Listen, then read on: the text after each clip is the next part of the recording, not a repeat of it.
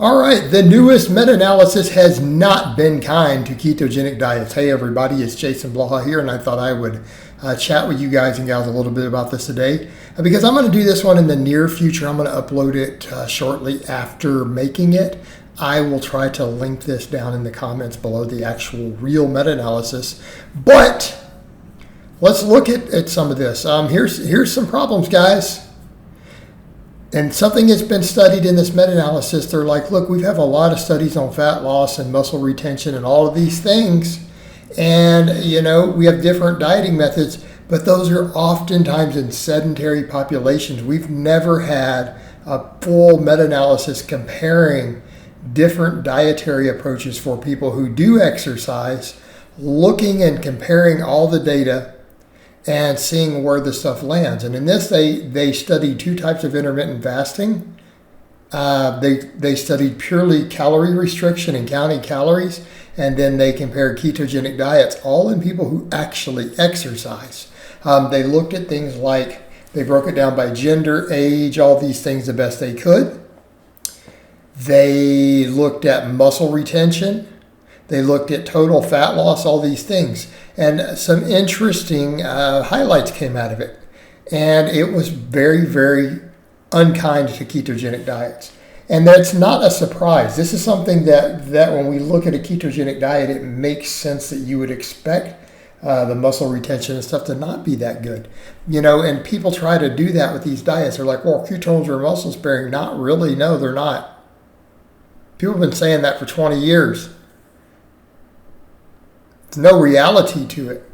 It's not based on reality. Okay?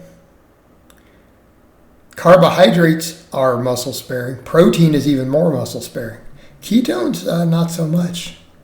Right? They're not going to be protein sparing. Ketogenic diets also generally don't cause a strong insulin response or improve insulin sensitivity. Okay, you see where we're going with that? They're less anabolic, way less anabolic. So what did the study kind of find out of these four things? So they looked at calorie restriction. They looked at time-restricted eating type intermittent fasting. And then they looked at like 2-day fasting, like a 5-2, right? Oh man, what did they find? It was different for men and women. But guess what? Out of all four of those approaches, ketogenic diet had the worst fat loss. Whoo! Worst fat loss. Which you would expect. It's a high-fat diet. Yes, you're going to have some satiety from it, but it's a high-fat diet. And oftentimes it's fats that do not promote fat burn. It's usually high in saturated fat. Bad for insulin sensitivity, bad for fat burning. We like to store saturated fats. More than any other food we eat on a calorie for calorie basis, we like to store it as saturated fat. More so than even other fats, more so than any carbohydrate. Okay? And it shows when we start exercising. Different sedentary populations. When we're exercising, guess what? The ability to train matters. The ability to fuel your muscles matters. Insulin response matters. It matters a lot. All right. So for men, they found for people who exercise, calorie restriction, 1. Best muscle retention, best fat loss. Better than the other 3.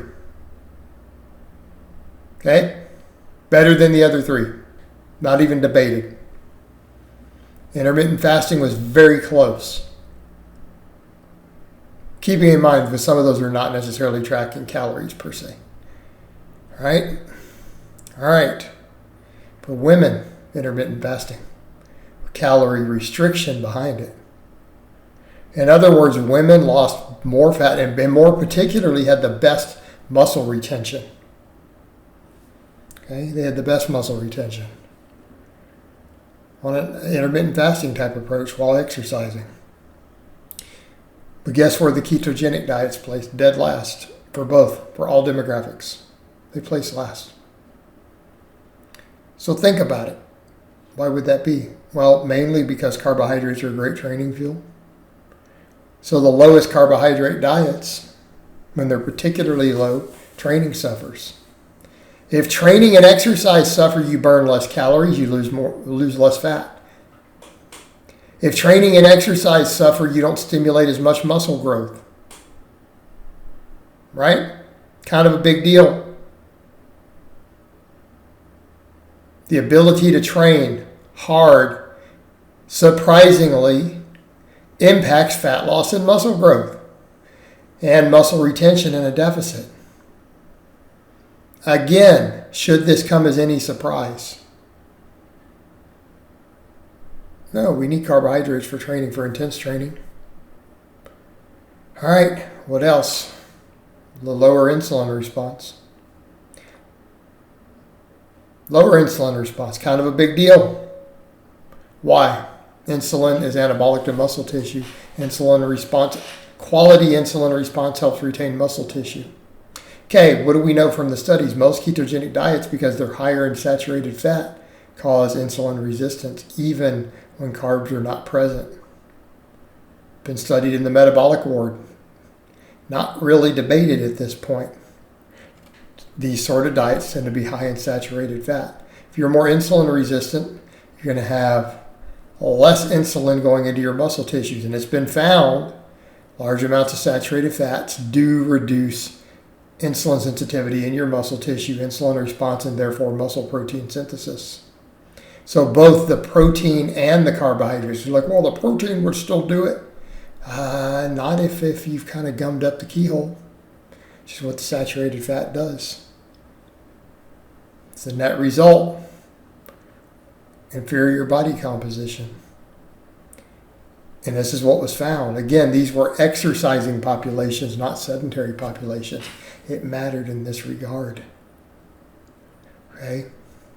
And notice I'm not saying that really high carbohydrate diets have to be utilized, but there better be an appreciable amount of carbohydrate.